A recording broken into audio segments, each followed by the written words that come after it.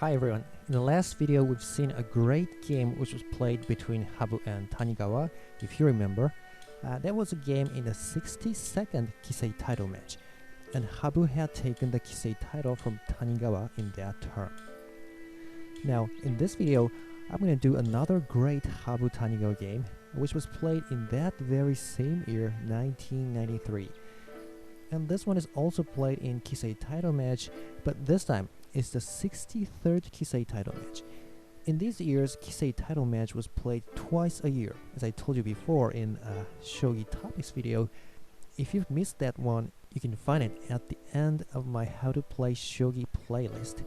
So after losing his Kisei title in the 62nd title match, TANIGAWA came back as a challenger in the 63rd. And that's what we're going to cover in this video. And what we're going to see today is the second game of that title match, at which point winning count so far was 1-0 for HABU. Now what made this game so famous is that HABU made a couple of very provocative moves against TANIGAWA in this game. And that's one of the most interesting parts in it. And moreover, the endgame of this game was again extremely great. It's in the highest level that we can imagine. Okay, so let's see the game. Okay, black TANIGAWA plays 7F, white HABU plays 3D, 2F, 4D, 2E, and bishop 3C, 0-4H, and 0-3B. So it seems white camp is going for a ranging rook, pawn 5F, 5D, but white doesn't swing the rook yet. So TANIGAWA doesn't immediately go for making a boat castle. He should be cautious about white's strategy. So go to 5H from right, edge pawns here, and white plays pawn to 8D. So now he suddenly shows his intention to play static rook. So seeing this move, black played 0-7H, giving himself an option of making the Yagura castle against his pawn to 8E. And white played pawn to 8E here, but actually black defended that square with a bishop. So he doesn't make Yagura castle. Okay, now this is a position where HABU made his first provocative move against TANIGAWA. It's very interesting. It's bishop to 4B. Okay, an interesting move. You see, this pawn is now floating, so black can take it for free. Well, very provocative. And well, TANIGAWA rose to it. He just took it. Bishop takes 4D, and is now attacking the lance. But what HABU aims at this position is pawn to 8F. Black has to take it, so now bishop takes it and checks. So if you're playing black, you might want to block it with the silver, attacking the bishop, thus forming a double attack. But in this case, the bishop can simply go back, making another threat of rook's promotion, so it doesn't work. So TANIGAWA calmly played gold to 6H upward. So white plays 0-3C attack and a bishop. Bishop goes back, and white moves the bishop back too. Okay, now you might think white is threatening to drop a pawn to here in the next move, but that's fine with black. You're gonna see why later. And here TANIGAWA played gold to 5G upright. Okay, it's an unusual move. Usually we tend to advance our silvers in this kind of situations, but for some reason he developed his gold. Maybe he felt uncomfortable with 3G square, I'm not sure. Okay, white plays gold to 3B, and TANIGAWA keeps developing that gold to 4F. He's attacking with the gold. Okay, gold to 5B, and then TANIGAWA attacks on the 5th file. Well, he's attacking very aggressively.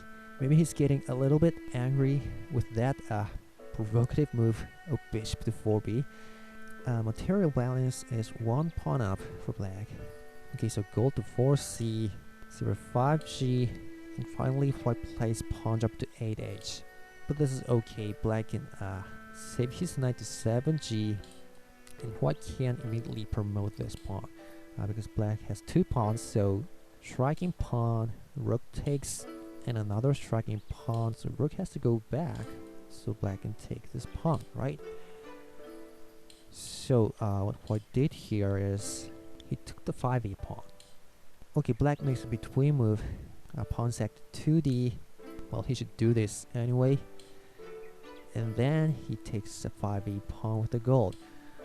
Well, the reason why white took the 5e pawn now is he's gonna sacrifice his bishop now by taking the gold here, and then he promotes the pawn. Because now this bishop's diagonal is off, so the rook cannot be blocked. Well, but this time black has 3 pawns, so technically 3 consecutive striking pawns are possible with the help of this knight. But if he does that, the rook can run to here attacking the bishop, so it doesn't work. But black has another good move here. It's pawn up to 5c, a mysterious dangling pawn. Well, if he takes it, look at this knight, it can leap over to here, making a double attack. So white doesn't want to take that pawn, just moved his promoted pawn to 7i, attacking the silver. But this time black can make this striking pawn tactic again, pawn to 8c, because you see the rook cannot run to here now. This pawn is doing a very good job. But if white takes it, black can now make this bishop drop, forking the rook and the gold here. Well, if the rook runs, for instance, promoting, well, it's game over. Bishop sack, and gold on the head, checkmate. So the rook can only go back on the B rank, but well, now black can drop a pawn again, or simply sack this bishop anyway, clearing off all the pieces, and then drop a rook, for instance. So because of that, at this position white cannot take the pawn, so rook to 9b. So here black can save his silver to 8g, because that file is not under attack by the rook anymore. Okay, now white takes a pawn on 5c, because you see this knight's attack on 7c has less influence on the rook now. So black played silver to 5f, and here white starts to castle his king to 4a. Well, both king haven't moved at all here, so the king moves for the first time here. But seeing this move, black comes up with a very good idea. He draws back his bishop to 6f, and after the king goes ahead castling, he moves the bishop again to 7e, attacking and also pinning that gold. Well, gold to 6d might not be very good. For instance, black can just take it and bishop fork, for instance. So a very good bishop move to 7e. Okay, so white saves the gold with a silver, activating his idle piece. But black makes a really good pawn drop to 2c. It's hard for white to take it. His castle gets weaker, so he leaves it that way. And here HABU makes another pretty much provocative move again. He moved his promoted pawn on 7i back to 8i, getting away from the king only for taking that lance. Now TANIGAWA must have got angry with it. He attacked really aggressively. Bishop drop to 7a. Cool bishop sack. If white takes it, bishop can promote here, and you see the king can no longer castle into 2b. So let's say gold drop, and horse takes the silver. So white didn't take the silver, now the bishop. But he can't leave it that way. The bishop is going to take this gold in the next move. So finally, he played gold to 6d now. Black took it, and then pawn promotion to 8b, attacking the rook. Okay, so silver takes the bishop now, the pawn takes the rook. And well, here, yeah, white takes the lance and 9i. Well, he has to do that once he moved it to 8i. So he takes it now. Okay, but rook drop, king silver fork, but pawn drop to 4a, bottom pawn, gold 5b, gold drop to 4b, gold takes, and here white forms a defense tactic called anchor pawn. It's a very strong defense. Okay, black takes the lance at 9a, but lance to 5c attacking the silver. Black doesn't have a pawn, so he can't block it with the pawn. But here, black has a really good way of gaining one pawn. It's rook to 2d. Really cool. Well, you see, if white takes it, checkmate, right? And this move itself is a threat mate, starting from dropping a gold here, so white has to deal with it. But anyway, he takes the silver on 5f by checking first, before he's gonna be blocked with a pawn. But here, yes, black uses that pawn to block it, and then he moves the king to 3b. Now the king is not in a threat mate, so technically the silver is now attacking the rook. So black promotes the pawn, let the silver take it, saving his own rook, and then he drops a lance to 4f. Okay, this is why he took the lance on 9a. Lance's attack is a very good way to attack against a pawn-anchored gold, because white can't block it with a pawn, right? Okay, but white ignores that and drops bishop to 3i, attacking the 5g square. Okay, so this is one of the critical points. TANIGAWA decided to play pawn takes 5f, making his king safer. However, I think he had a chance of winning here by taking the gold on 4b, because the king can't take it, of course. You see, but if he takes with a pawn, there's this gold sack, and if he takes it, rook sack on 2a, so it's almost a checkmate. So the king will run here, but square gap check. The king has to run, but how about taking it now? What, it's almost in a brinkmate, right? And alternatively, the king can run to 3c attacking the rook, but you can just drop your gold to here. Well, 3e would work too, but let's just drop to here. And white's king is almost in a brinkmate, where black's king is not a mate, because you see lance check, and then silver drop here, and gold sack, silver check again, but the king is okay, it's not a mate.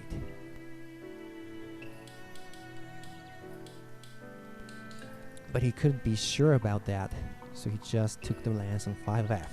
Okay, so white now protects his king with gold drop to 3c, and he keeps attacking the rook from here. Rook runs, but pawn drop, rook takes it, and bishop rook to 1d, a powerful skewer, aiming at 4g square. Black deals it with a gold drop to 3h, attacking the bishop and saving the 4g pawn at the same time. But here's HABU's great tactic. He sacrifices his silver to 4h, letting black take it, saving his bishop, and then he takes the rook on 2e. Really nice moves. But black moves the gold back to 3h again, attacking the bishop. Now it seems the bishop has to run, but he drops a rook anyway to 8i, forking the king and a silver to 6i. But white doesn't have time to take that silver on 8g. He has to do something about the bishop on 3i. White dropped the pawn to 5h, checking. A very good move. The king will have to take it, but another pawn drop. His last piece in his hand. Now the king has to run. I mean, if he takes it, rook sack, and bishop promotion, it's over. So king has to run. Now it looks like white's bishop on 3i is in a big trouble, but white has a very good move. Bishop to 2h promote. An interesting bishop sack. Here black took the gold on 4b anyway, with the lance, and king took it. Okay, now what black should do here. Let's start by seeing what happens if black takes the horse. Well, then bishop promotion. Well, it's a powerful threat mate, you know, with this rook sack and the next move, right? But black has a good way to protect that square. Lance drop, skewering the horse and the king. But white can reply to that by dropping a lance too on that file. Oh, this square is not very good. I think this bishop sack will end this game.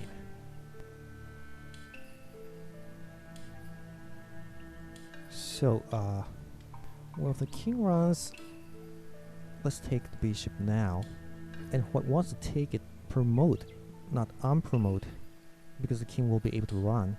But now white's king is in a threat mate. See?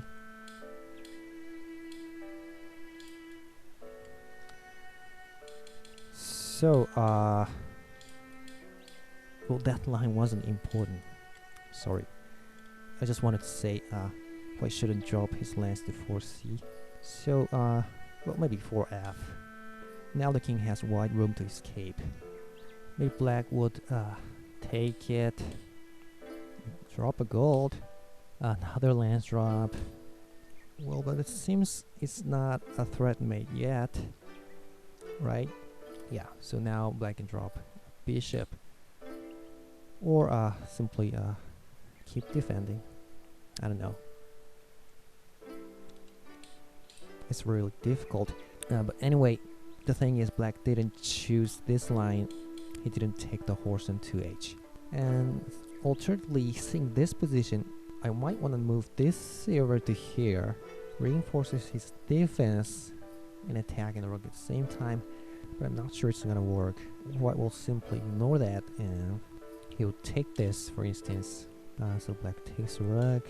And white's king is not in threat mate yet, so white can attack like that. Oh, but there's a rook fork, king and knight. Yeah, but lance drop. Good counterattack. Rook takes the knight, forking the horse and the bishop, but this lance is very good. White can discard this horse and bishop promotion. Really interesting. Well, this endgame is great. And other than taking the knight on 2i here, White can also sack this bishop here. And sack his rook too. So silver drop. Oh, but this case the black is fine, because black's king seems to be now in a threat mate. But anyway, Tanigawa didn't play silver to 6h backward either here. Okay, so anyway, I'm gonna show you what Tanigawa played here. He just took the silver on 7a with a rook. Rook to 7a. But here comes good pawn promotion sack. You can see only the king can take it. So the gold will fall. Black drops a gold. Horse goes back. Taking the knight. And here black makes a dragon check. But white doesn't block it. He saves his pieces in his hand. He moves the king to 3a. Really cool. Okay, black played lance drop to 2f. Forking the bishop in the silver. Oh, I think this pawn drop is also interesting. You see white can't take it with either of the pieces. But anyway, lance drop. White drops a lance to 4b. Blocking the dragon. Attacking the king at the same time. A very good move. That's why he moves his king to 3a without blocking the check. Okay, lance takes the bishop, and here HABU suddenly changes his attacking speed, which he often does. He takes the silver on the 8g now. Okay, so black defends here too. 3h, but horse runs to 3i. It's hard for black to attack the horse with the gold because the 4g square gets weaker. So black now makes a slow move too. He takes the knight on 8a, but then dragon to 7f. Okay, now he's trying to make a dragon check to 5f. Look at how he activates his rook. Very good. Okay, black took the silver on 2b. Oh, by the way, seeing this dragon being on 7f, this pawn drop will be interesting. He doesn't want to lose his gold, so he'll take it with a silver, but how about this silver sack? White takes it, bishop fork. But lance drop, attacking the 4g square. Bishop takes the dragon. Well, it might work for black, but that's not the way professional players play. This kind of funny attack. So he simply takes silver, king takes, and knight drop to 2e. It seems it's not a threat mate yet, but a very powerful attack anyway. So here white finally moves his dragon to 5f checking. Okay, so finally, the most exciting part in this game starts from here. If you're black, how are you gonna block this check? Maybe you might want to block it with a pawn, right? But actually, very surprisingly, this will be a mate. It's unbelievable. The mating moves are horse sack first, and then knight sack. After black takes it, white drops a piece to that new available square, and you see the silver can't take it, right? So king takes it, but dragon sack, and then lance drop. King runs, but pawn drop. He can't take it, so the rest is simple. Checkmate. Unbelievable. So black can't block it with a pawn, and of course Tanigawa knows that, so he dropped a silver to 5g. So it's not a mate, but Habu keeps on going. He makes another great move. Silver sack to 4i. Okay, Tanigawa takes it with the gold. But what if black takes with the silver? Well, it's a mate again. Knight sack first, and then gold drop. Has to take it, but horse sack and checkmate. If the king runs here, horse sack here, and gold sack, gold drop, clearing off, and look at this knight sack, and then dragon check. Lance drop. Let's block with a pawn, but silver drop and a cool silver sack. A checkmate. Okay, very cool. So Tanigawa sees this move, so he doesn't take with a silver, he takes it with the gold. So this case, this knight drop to 4f is not a mate. Because after black takes it and gold drop, this time the black king can run. Because now the gold is not here, so I can't take any piece here by checking. But this is a really difficult situation. I can't tell which is winning here. What happens if white takes this silver now? Black's king is a threat mate, but white's king is not in a threat mate yet. After I analyzed this position with the computer came up with this line. White takes it with a king, not with a knight, and then dragon check, blocks it, but bishop check, forking the gold, dragon takes it, dragon check, but lance drop, and then at this position black can take this horse, and it's no mate. So the computer says this position is good for black, but there must be a really deep reasonings behind these moves, and I can't explain all of them. It's too difficult. But anyway, Habu didn't drop his knight there. Instead, he dropped his knight to 6f.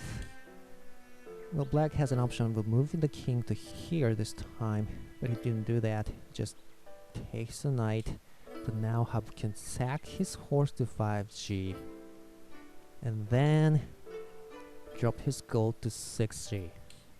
So that strong 5-piece castle is now destroyed with consecutive sacrifices. So now the king runs, but takes the gold, king runs, and silver drop to 4h. And basically black can't take it, because it's gonna be a mate.